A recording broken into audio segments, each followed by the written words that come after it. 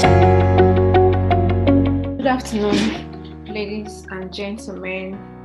Good evening, good morning. I believe that there are people who are joining us from outside Nigeria. So I welcome you all to this, should I call it conference or webinar of the day, just to share thoughts of different career paths that people can actually leverage in the emerging technology, which is blockchain technology and cryptocurrencies.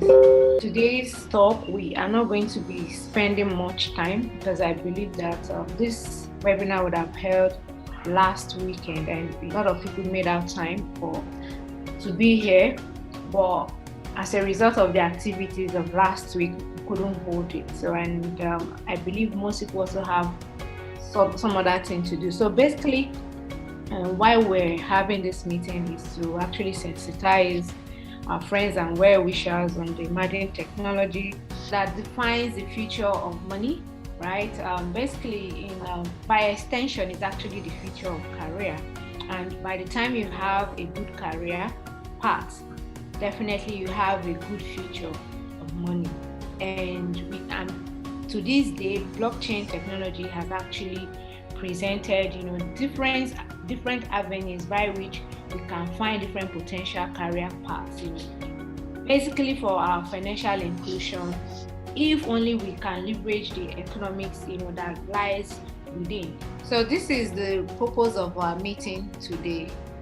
Okay, and before we go on, we need to really understand what is blockchain and cryptocurrency. We just to have an overview of what it is. It's very, very important that we really understand what blockchain is about, right? Because when talking about blockchain, cryptocurrency, most people do not really have an overview of what it is. So basically, blockchain is a ledger, that can contain different information written on it, stored on it, and those information written on it cannot be, deleted. Right? You can't adjust them. You cannot edit them. Rather, you can only, add blocks of information and to the previous data in blocks. So what that means is that, it gives everybody that opportunity, to add information from here and there or to have access to that ledger. So it means that ledger is decentralized. It does not have any single, form of entity or any centralized form of failure. Say, for example, you have the servers that runs in the banks where they store different accounting records, different financial transactions in them, and at the end of the day, an account officer can actually go and delete a customer's information from the bank record, from the banking record. I don't know if any one of you have had the issues, or maybe you have had someone experiencing a situation whereby the person keeps going to the bank, lodging money in the bank. At the end of the day, when it was time for he or she to have access to the money, and you find out that the account officer, would bring up some excuses to say, oh, madam or mister, your account record does not exist, or this is not your name, or you have withdrawn your money and all of that. This can happen as a result of manipulations in the bank, because these informations are stored on a centralized server that is being controlled by some, the server service providers that can delete them. And sometimes as well, you find out that even in the internet, like as we're talking now, probably we have access to a particular website and you want to access that website, you find out that, sometimes they'll tell you that the host server is down. Then you need people who would go to the server to, do one or two troubleshooting and bring it up. This is because it has an entity. It has that entity of a single point of failure, right? But in blockchain, which is decentralized, it does not have any single entity and it doesn't have any central point of failure. It's not controlled by anybody. It's controlled by you and I. It's just there. It's decentralized. We can have access to our, records of information at any time. We can add at any time. It eliminates all those third parties, right? So, it is trustless. It is trustless. It is secured by cryptography that has to do with an encryption, like computer algorithm encryption that helps you to record this data in such a way that no single entity can delete those records. Okay, and it is public. Like I said, anybody can have access to it. So why cryptocurrency is a digital or virtual currency that uses cryptography for security of the transactions, and it is difficult to counterfeit any transaction that happens there because of the security features that is embedded on the cryptography. So now, blockchain in continuation, like I said, is a public ledger, just like versus in terms of it's a public ledger, and it also have a private ledger, right? It's private, like private permission. Private permission, and it's also public and open source, and all transactions and records within a period of time it's being recorded in that ledger. The blocks of information are added to blockchain in a linear or chronological order, and it's have those feature of nodes, because the nodes has to be, it's like a hybrid of computers, interconnected together, so these nodes get a few copy of the blockchain upon joining the network, the blockchain network. So the blockchain has the complete information about addresses and their balances right from the Genesis block to most recently completed blocks. And these are the people that can actually use the blockchain, right? With big data, people into networking, and can use this. And this also characterizes some of the features that makes up the blockchain to work effectively, and its benefits are none other than this. It has a greater transparency, improved traceability. For example, you're sending money to someone, or you send a particular information to someone, you're in point A and this other person is at point B.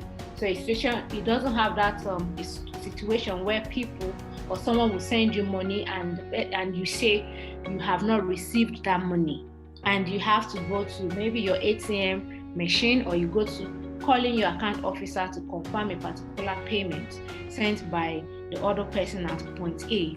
So it enables peer-to-peer, like person to person, me and you interacting from one point to another without any third party standing in between. And when you say you don't receive the transaction sent to you by the other party, you can always go on the blockchain with the transaction ID, and you put it on there with the help of your internet, and you see the trace of the transaction, whether it has been confirmed or it has not been confirmed. And when it's confirmed, and at the time it was sent to you, everything will show up there. And even at the end of, probably it was Bitcoin, someone sent to you, and the person wants to now cash out this Bitcoin using a banking payment gateway as an off-ramp. You can actually trace that payment, that transaction, to that point where the person cashes out that money, and you can also see the person's name via the let's say the person registered in an exchange like Binance, right? And the person actually had a KYC. You can actually trace the person's wallet to the person's KYC information on Binance, and even to the bank the person cashed out this money. So that is one of the benefits. So it is transparent, it increases efficiency and speed. Sometimes you send money to someone, like a few days ago, I had one or two transactions, and I sent the money to the person. It took almost 48 hours before the money got to the recipient. But it did not even get it. Later on, the money was reversed to me. But before then, I had been debited. Okay. So, but in case of blockchain, it does not take time. It doesn't take time. You send a transaction in less than, let me not over-exaggerate, in less than 5 minutes. Sometimes in seconds, you get your money. You see the money confirmed, right? So it also reduces costs. Imagine the time it took me, the stress it took me going to the bank to confirm, calling my account officer, telling him that I've actually sent money to a customer. That time I had to leave where I was to the bank, paid money and all that. That's actually took a whole lot of time, resources. But if that transaction was done via the blockchain, if it was a cryptocurrency, if it was maybe Bitcoin I sent to the person, I wouldn't be running from point A to B trying to confirm that transaction. I wouldn't go through those stress. Okay, so that's one of the reasons why this is actually a thing that a thing everybody should look forward to leveraging. Okay, because it reduces costs, a whole lot of costs. You want to send money abroad, as it is now in Nigeria, we are limited to a certain amount of forex. Let's say we have our brothers and sisters, our children, abroad, and we can't transact more than $100 a day, even in a month. That's really stressful. That's quite stressful. And even if you want to pay someone's school fees abroad, it will take Western Union about 3 to 4 days, sometimes seven days. And even the bank will charge you a whole lot of money, just for you to send, a single transfer abroad. And that costs a whole lot. But via this, you can easily send money and, paying limited amount of money or transaction fee. Right? So it is important that we know all those things, and all this, all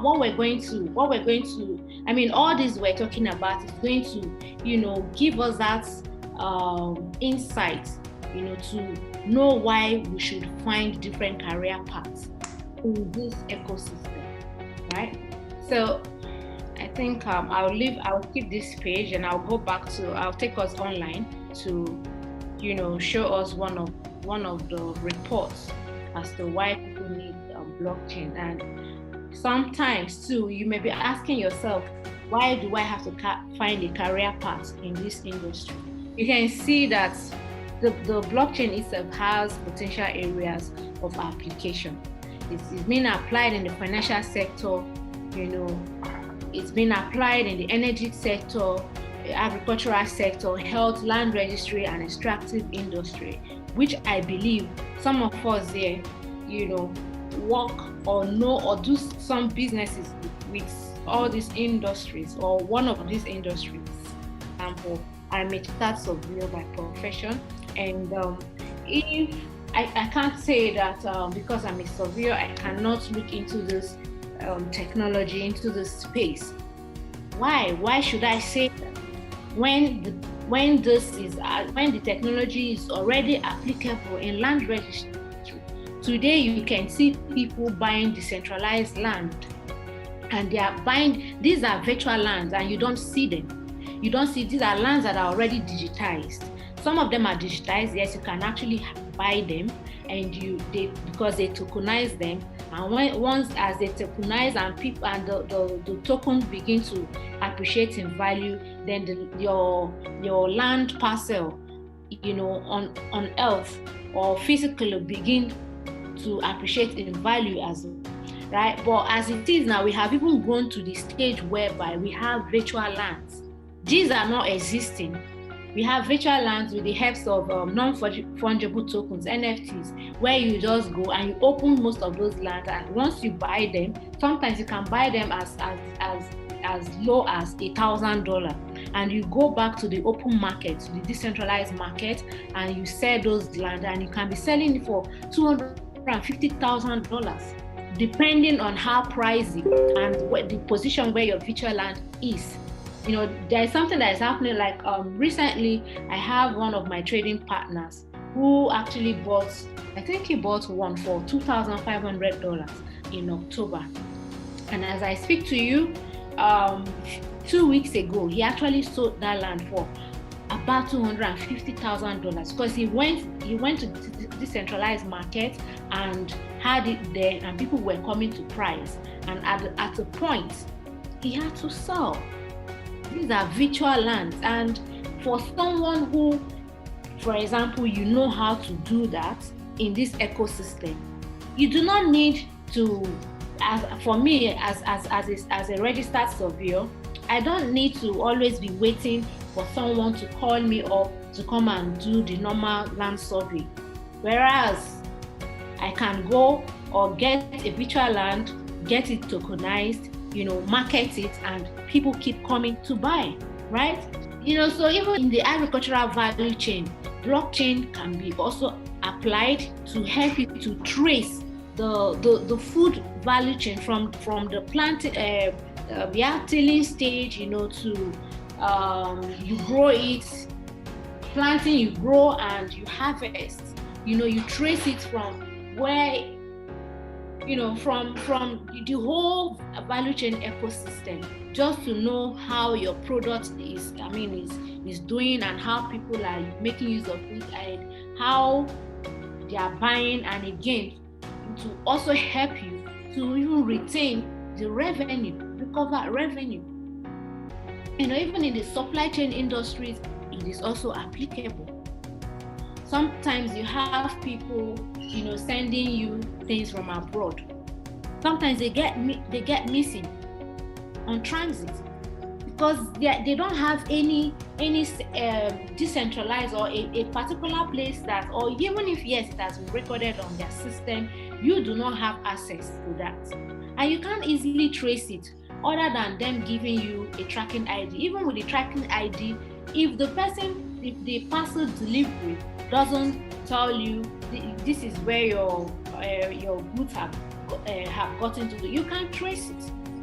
But in blockchain, you can easily, once it has been added on the blockchain, like those blocks of records, and you have the transaction ID, as the goods is moving, the product is moving, you're seeing it, you're seeing everything, rather than waiting for someone to tell you, a third party or a different person to tell you, okay, this is where it has just left the station, it has arrived there at Abeokuta, it's not in Lagos, it's not, no, that takes a whole lot. So blockchain technology makes it easier, for these activities to come true, right? And you can see that, the whole world cares about blockchain right now. This statistic here is actually for, I think this was gotten in 2019, and as we speak, we have more countries that have actually accepted blockchain right now. You can see Ghana is here, Nigeria is here, all right? Even though we have the likes of CBN releasing that bomb article, making a lot of people to have mixed feeling and being discouraged in the industry. It doesn't mean that, Nigerians doesn't care. Okay, I'd say that as it is right now, I think the number of people in Nigeria that cares about this technology it's even more than 6.4%. So you can see St. Helena, Luxembourg, Singapore. As we speak right now, Singapore is one of the largest blockchain friendly country as we speak right now, Okay, Switzerland is there, Hong Kong is there, South Africa, name them, just look at them. A whole lot of them are here. Mexico, Saudi Arabia, Dubai. Dubai right now is one of the fastest, if not, I wouldn't even say one of the fastest, like it's the biggest blockchain friendly country right now. The whole of Dubai, the plan in by 2030 or thereabouts, if I'm not mistaken, I have to confirm that record later. The plan is to run Dubai 100% on the blockchain. As we speak right now, they already have their blockchain policy framework already established, and they are integrating all of their, even government systems, different corporate, private, and individual business activities on the blockchain. So this is why people really have to, take this ecosystem very seriously and learn how to, find different career paths to leverage. So even in Nigeria, this record was for last year. Even in Nigeria, you can see that platforms like SureGifts and our global partner to enable immigrants to send e-voucher that can be used to purchase goods and services at several quality merchants and pay bills.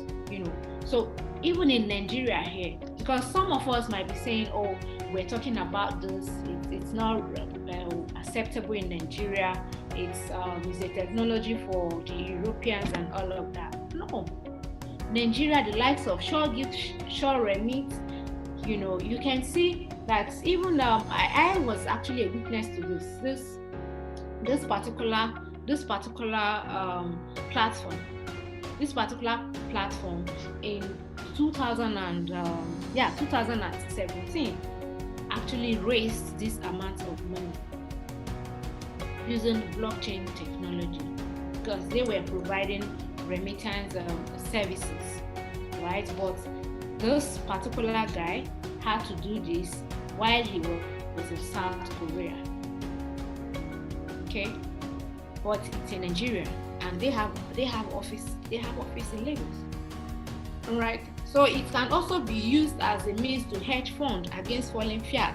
This is the main reason why the CBN had to write out that article, even though they keep claiming that blockchain or cryptocurrency, they found that it's a means of sponsoring terrorists in Nigeria. They are using it to finance Boko Haram. I mean, you and I know that Boko Haram has been in existence for a very long time, right? So how come you now come up to say, okay, they are using blockchain technology, cryptocurrency, or cryptocurrency powered by blockchain to finance terrorists and the likes of that in Nigeria and all of that? No, that is not true. And they made such statements as a result of I would say ignorance, but it's not as though they don't really know, or perhaps they don't understand the technology. In as much as far back in 2017, 2018, myself and my partners, at the level of Blockchain Nigeria User Group, we're always going to the likes of CBN, Security Exchange Commission Nigeria, NICDA, to build capacity for them. We go there to, via different conferences that we organize, national conferences that we organize in Lagos, Port Harcourt, Abuja. We are inviting them to come and learn about technology. And then we were telling them, hey, come into this, we can use it to really grow the economy of the country. This is what is going on. Even as at then, we opened the books and we told them that, see, Luno alone, they transact nothing less than 7 billion naira every week. And what is giving them this power to transact in such amount of money? It is the blockchain. The blockchain technology enables that. And then they were saying, okay, we're learning, let's learn. learn, don't worry, we'll come. So even when they released that article, we had thought that they had actually learned, because 2017, the same time, the same period, they released such an article where non-deposits, NDIC, something, non-deposit insurance, whatever, I can't, were actually going to the media, traditional media houses, telling them not to entertain the likes of cryptocurrency and blockchain evangelists, advocacy. As at then, we weren't able to, mention the likes of Bitcoin, cryptocurrency on air, and they were even looking for people to arrest. But then, because we knew that yes, this is the future, blockchain is the future of money, the future of career, in fact, the future of everything, financial inclusion, for everyone as we speak right now. So we kept on pushing, and as a result, people found that yes, now that Naira is falling, you all can attest that in 2017, 2018, 2017, Naira was like, exchange rate to dollar was like 330, 340, 350. Even to 2019, 350, 360 per dollar. And in 2020, during the COVID, our exchange rate, the exchange rate went up like that. Naira began to fall in value. And people are like, okay, I have this XYZ amount of Naira and it's losing value. How do I hedge? How do I protect this value? And because of the sensitization, the teaching, people reading, exposing them to, talks like this, they were able to find out that yes, they can actually use a particular cryptocurrency that runs on the blockchain to hedge against their falling fiat, against their falling Naira, against their falling USD, pounds, euro, CDs and all of that, name them. And for the case of Nigeria, that is why when CBN had to limit people from transacting within a certain amount of USD, people found this, and they found out that, okay, through cryptocurrency exchanges powered by blockchain, they can be, onboarding Naira using banks as well as a payment gateway into these cryptocurrencies just to hedge their money. And they kept on bringing money, like the likes of Binance. You find out that in a day, people were transacting Bitcoin to Naira and NGN every day, daily, up to the tune of 13 to 14 billion Naira daily. Whereas the stock exchange is suffering. They struggle to transact up to maybe 5-7 billion a week. This was the reason why CBN had to bring up that article. But you don't blame people. You don't blame people, because over time, the likes of the politicians, the cabals, they've always held the freedom of financial freedom of the citizens, mortgage at their hands. But now we thank God for the opportunity, the freedom that this technology has given to you and I. And you can see immediately we have found a way out of these cabals. It's actually affected them. And you can, for the case of Nigeria, you can see what they have done. You can see the reaction. You can see the reaction of, them saying that, okay, banks should disengage from cryptocurrency related activities and should have all people who are transacting in crypto, should have all their accounts blocked. But we also thank God for the decentralized nature of the technology we're talking about here. Banks cannot do, and they can't stop it. Not even CBN can stop it. Even US cannot. They have tried all they could to stop it. They couldn't, and they can't. The likes of China in 2017, they banned crypto. They banned crypto just because they found out that yes, people were moving like what is happening to Nigeria right now, happened in China. But China they actually studied the technology, and they said, okay, they had to shut their internet gateway. So most of the things that we see here, most of the internet access that we get here, the Chinese can't. And even most of the Chinese crypto merchants and mining rigs, some of them, they left, they moved out of China.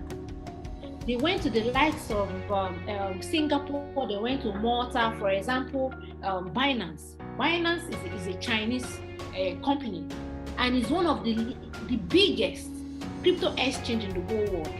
It's owned by a Chinese man, but he ran to Malta to establish there, and all the taxes, all those exchanges, transaction fees and all that, he was paying to Malta, right? But it doesn't stop him as a Chinese.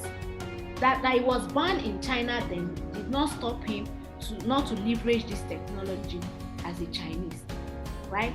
But even as we speak right now, China has already gotten their own central bank digital currency, and as at three months ago, they had actually airdropped about 10 million of these tokens to all their merchants to try how it will work. The same China that banned crypto activity then, they have the largest mining rig as we speak right now. So in the case of Nigeria, what is Nigeria doing? That Nigerian government are not really encouraging it doesn't mean that you as an individual should not find a career path in this technology. This is where the world is going to. A few days ago, I'm sure some of you must have heard about Elon Musk buying Bitcoin worth $1.5 billion. Investing Bitcoin worth $1.5 billion in this ecosystem. That's the world's richest man. As at then, his portfolio, his financial portfolio had not even grown to what he has today. But just for him coming into the space and making such, strategic move, his financial portfolio, his company financial portfolio, asset, everything grew. And not only him, we have lots of micro strategy, different financial institutions, corporate institutions, hedge funds coming into this technology. So this is one of the reasons why we really they have to revert their pronouncement that they had made, to ensure that cryptocurrency exchanges, especially in Nigeria, right? Okay. They have to make a pronouncement that will really encourage those exchanges to build their security standards, customer services, risk management, and anti-money laundering and KYC and stuff like that, in such a way that yes, it will in a way also favor the government. So we pray that in the nearest future they will have a routine, right? But because even what the statement they have made right now is not even affecting anybody, because the way Bitcoin and blockchain, cryptocurrency, different alternative currencies have been designed, they are designed to enable P2P transaction. You don't even need to have any engagement with the banks, right? Yeah. So why they have to make those pronouncements, a positive one, is because one, there's a gold rush for blockchain globally. So this report here is even as at 2010 to 2017. You can see that the demand for blockchain skills far outweighs current supply of qualified specialists. You can see this is the demand. Like in 2010, it was here, just like that. 2013, like 2010, when Bitcoin, when Satoshi Nakamoto founded Bitcoin, it was running on blockchain, Bitcoin blockchain and all of that. People started getting aware of that. 2013, as the price of Bitcoin kept rising, people began to become more aware. In 2014, just like that. Then 2016, then in 2017. It shot up to this point, and now in if maybe by next year or in few months to come, we go to do this sampling again, these statistics will give you this, you will find out that it has even risen more than this, because as at 2017, Bitcoin then price was just $20,000. It got to $20,000 in 2017 December. But as we speak right now, the price of Bitcoin is that yesterday and today is trading between $56,000 and $57,000. So you can see it has even gone like almost how many percent? 2017 to it's almost 300%. So you find that a whole lot of people, even here in Nigeria, in Africa, everywhere in US, everybody's talking about blockchain, Bitcoin and all of that. So you can see there's a mad rush. There's a mad rush for that.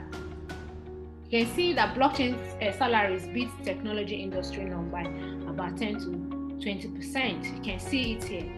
These are non-blockchain entities, and these are blockchain entities, like, and sometimes when you talk about this, most people feel that you have to be a developer. No, you mustn't be a developer.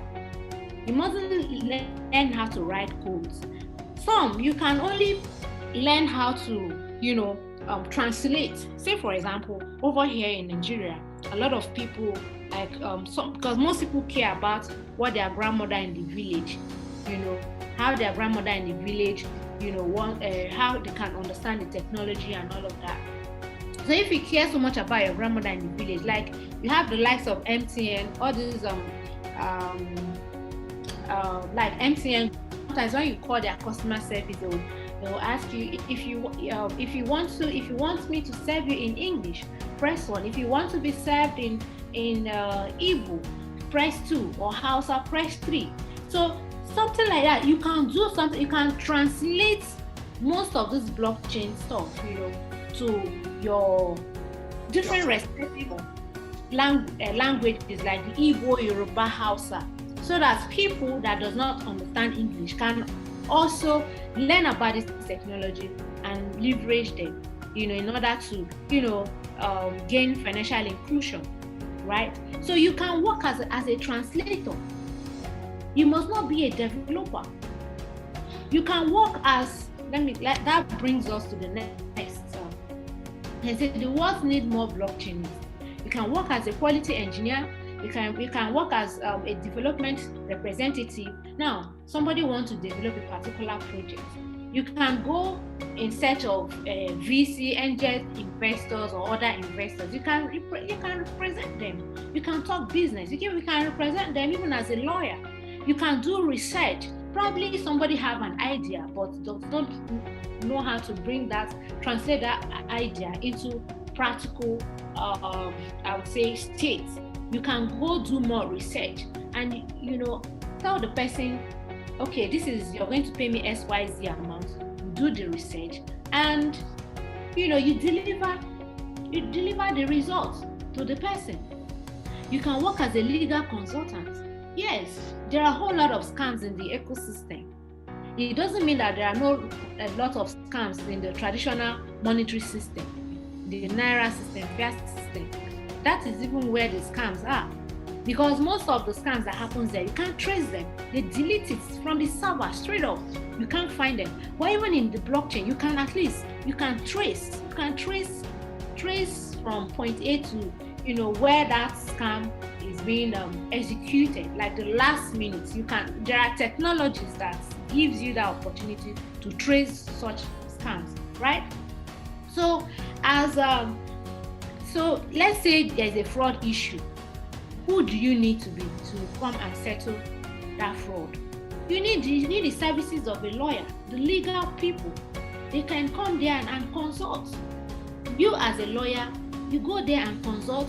You take care of their AML issues. You make sure that yes, that a particular crypto project or blockchain project are legally compliant.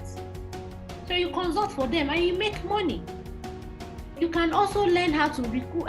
As a HR officer, you can work here as a technical recruiter.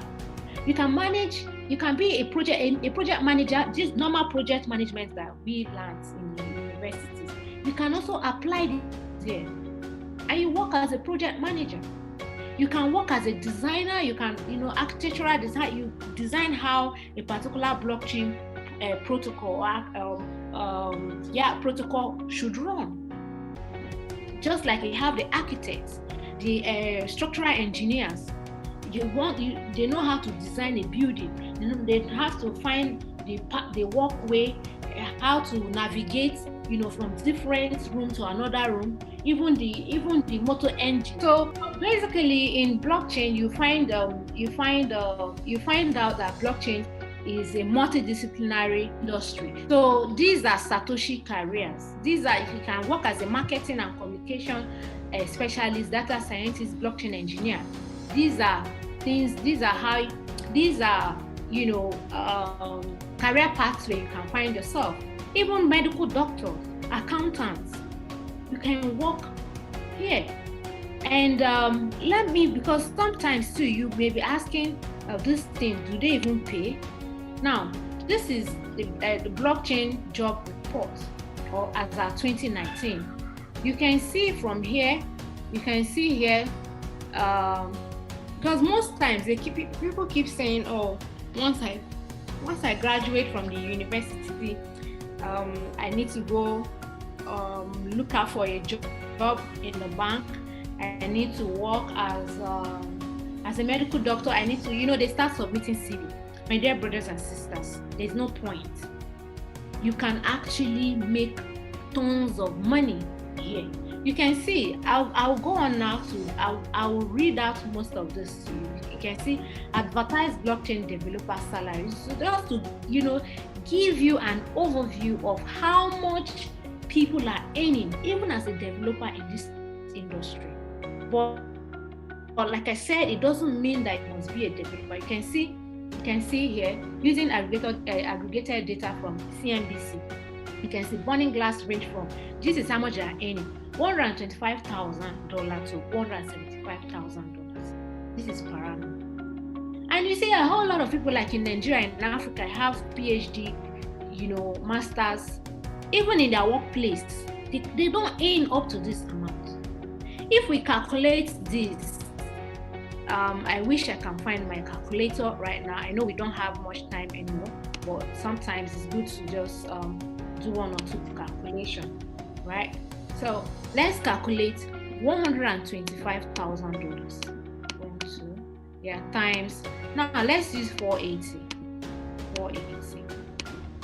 How many million is this? 1, 2, 3. 60 million.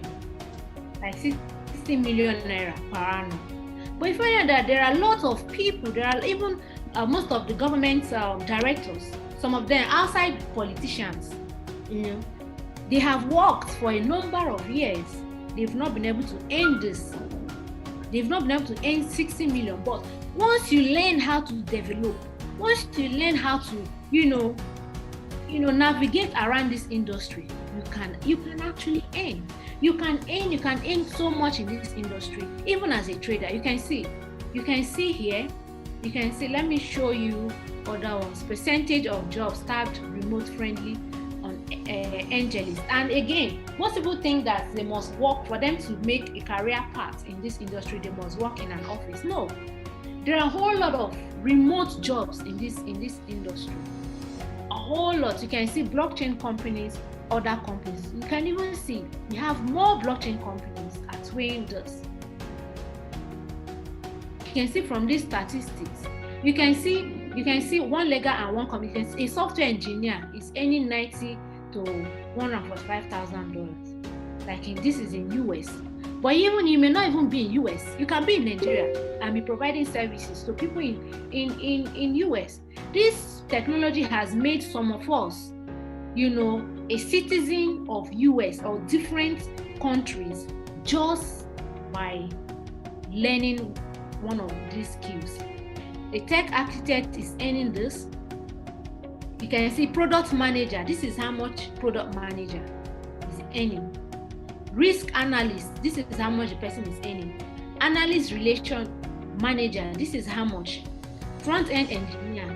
Legal engineer. You see, legal counsel. Business analyst. You can see crypto community manager. Some people feel that when you're always that people who are working in people here can't even manage a community. There are lots of thousands of communities on Telegram, WhatsApp, Slack, name them, Twitter, Discord.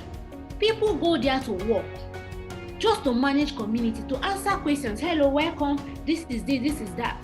That thing you do in an office, you do it in the comfort. You'll be lying down, enjoying your bed, and you're communicating. And at the end of the day, you're earning this. They do that. Even UI design, like say, for example, in Sonergy, the platform, the project I'm leading right now, I have a lot of people. And the funniest thing is that I don't even see Africans coming to ask me to become my community manager. I have seen white. You see them. If I open my Telegram here, you see a whole lot of them. Madam, I want to be your community manager. I can do this, I can do that. Don't worry. You can pay me $5 a day. You can pay me $5 a week. I will work. I have done this. I have done XYZ. You don't even see our Africans. You don't even see our brothers and sisters doing this. They feel it's just a job for, I don't know what it is, but people are anything. The other day I was to do a marketing for Sonergy, and one of them was asking me I have to pay him $3,000 as an influencer just for 24 hours. You don't see a lot of us. Is it because they don't know that there are different career paths? And if you're here, you don't know, you should actually be an eye. Somebody, a UI design, just a landing page. The person is earning 80,000 to 140,000 per annum. So you can see there are different wheels of opportunity in this ecosystem. Let me zoom. Just look at them. You can work as a project manager. Look at them. You can recruiter, marketing specialist, data scientist, even as an internship. Sometimes even as a volunteer. You can work as a volunteer. As you're working as a volunteer, then as you're performing just to gain an experience, you can be paid. From there, there are a whole lot of them. You can see how far along our company with blockchain. Survey of 600 global executives. You can see development, research. This is a report from PwC. You can see different out of 100. You see that most people are even earning as research analysts. There are a whole lot of opportunities in this industry. And I think by so doing, this is and before we end this, so let's say if you're ready to start looking for jobs in this blockchain, here are some of the basic sources where you can get them. So if you have your pen, write them down. Now you can take a screenshot. You go to Angel List. These are where they get most of the jobs. Even on LinkedIn, personally, I get nothing less than 80 to 100 job notification in different areas. So you set your notification. Once they post a job in that area, it will come to you. You can put it as a blockchain consultant, marketer, or community manager. So if on LinkedIn you find a lot of these jobs, you can also go to this place, crypto job list.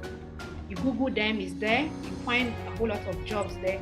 Block Tribe, Indeed.com, Gitcoin. Gitcoin focuses for developers, for either more of Ethereum developers. You can find a lot of jobs here. Bounty Network. You can go to Consensus Career. So these are places that you can find jobs. I hope you've been able to write them down. You click on there. You click in here. You see a lot of them. You can, let's say for example, I'm clicking on this one. You can see. Let's see. You can see find your next blockchain job. So you register with them.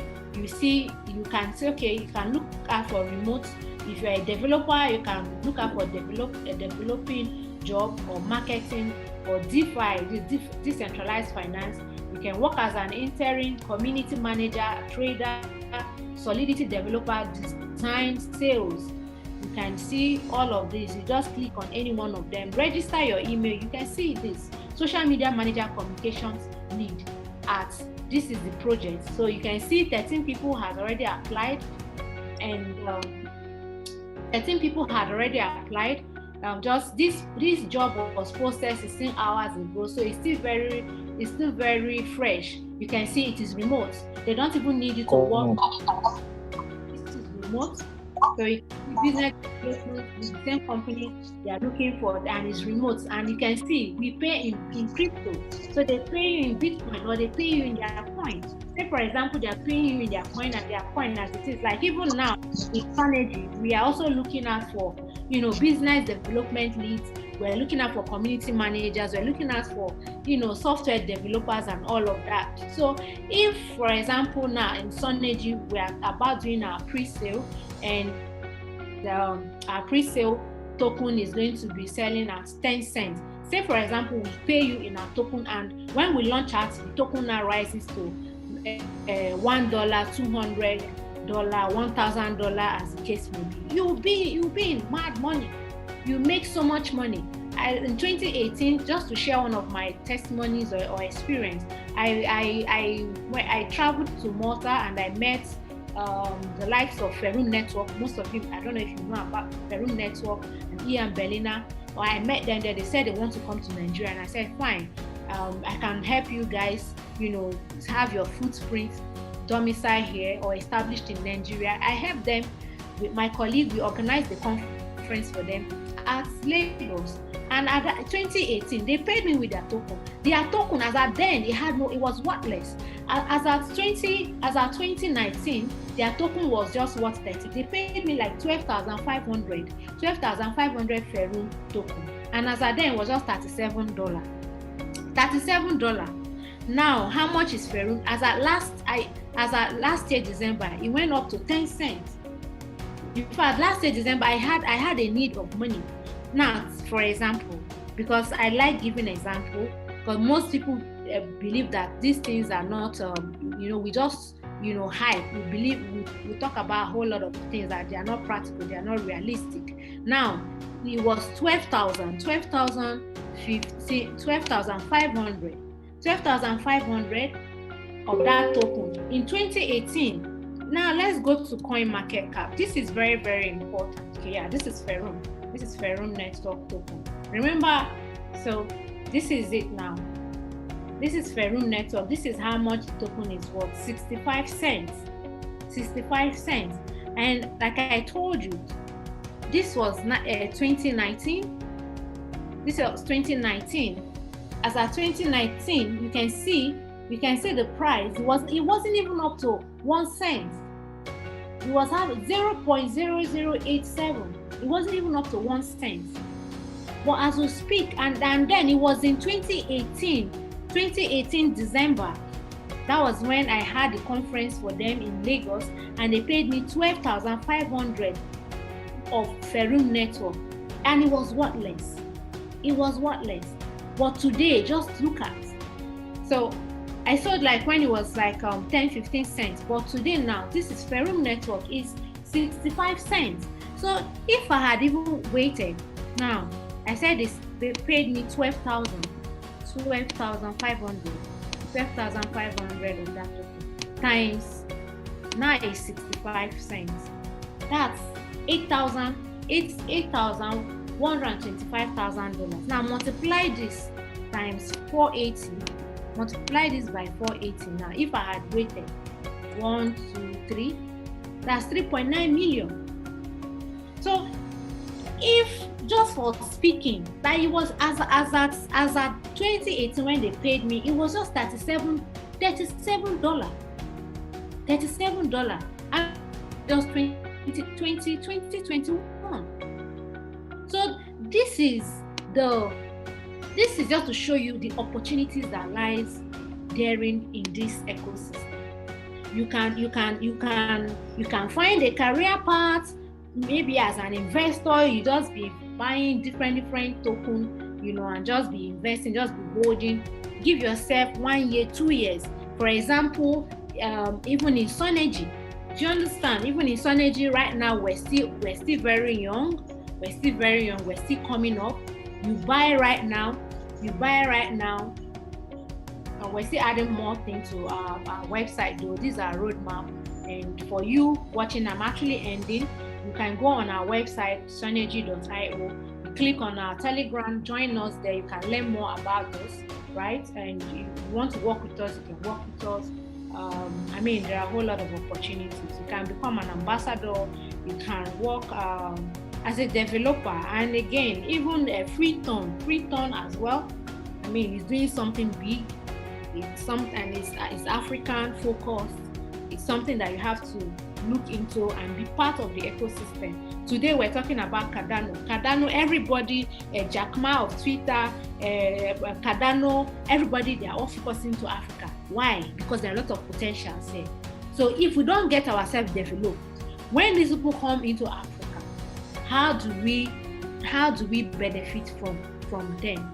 How do we benefit? Are we still going to be here? They will be hiring people, just like in time old, where they want to build skyscraper, they will import people from China, or import people from Europe, just to come and work. Whereas we're here, just because we don't get ourselves prepared. So this is the time that you, as an African or wherever you're watching from, get yourself ready, developed, find yourself in different career paths, and make a living out of it. So this is where I am going to end my talk today. And so by the time you do so, you can be easily get yourself trained, get yourself certified. Somebody have a question? This is time for question, and you get the jobs. Yes, please ask your question. Actually, I have 2 questions to ask. My first question is, can the blockchain technology be hacked? And my second question is, after launching a blockchain technology, and probably the launchers, they want to do some modifications, can the modifications be carried out again? Meaning, will the blockchain be shut down for the modification, or they can add to it in the process of the blockchain still running? No. See, one thing that you have to understand is that, I don't know if you were here from the beginning when we started, where I said that blockchain is a distributed ledger. It's a ledger that houses different sets of records, and those records cannot be deleted, it cannot be edited.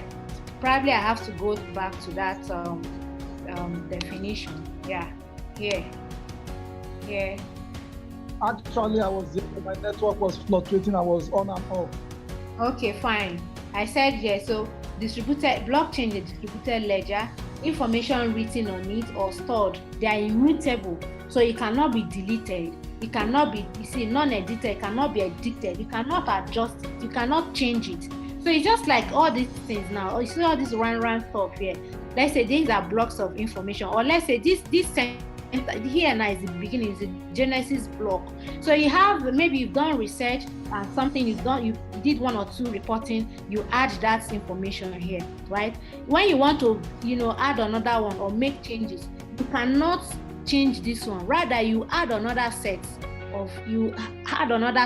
to link this one. So there is a chain of records, just like that, running just like that, with the help of cryptography. Cryptography has to do with some hash algorithm, such that once you have been able to execute a particular transaction, you know, it gives you the records, you know, that will enable you to, you know, go back and check again or have an overview of the transaction that you have done before. So nobody, you can't change, you cannot be shut down. You cannot be shut down. And the only way they can, even if they shut down the internet, like Bitcoin, even if they shut down the internet, Bitcoin can be sent via a medium of radio calls, radio signals. You know, when there are this during the 5G, what's it called? They were talking about, I've forgotten the name. During this, just a few months ago, people were talking about 5G. They said they are going to shut down the internet. People should go for COVID tests and all of that. We, as we're trading, my trading community, we are ready. We had the where we can send Bitcoin to one another, so via some radio calls and in the cloud, even if they shut down the internet. So that is the power. You cannot shut it down. Nobody can shut it down. You understand? You can't shut it down. Any other question? So I'm hereby end my presentation. Thank you everyone for coming. Have yourselves a lovely and a wonderful weekend ahead. Thank you all. From Freeton Africa and Freeton Global Community, we love you all. Have a wonderful day.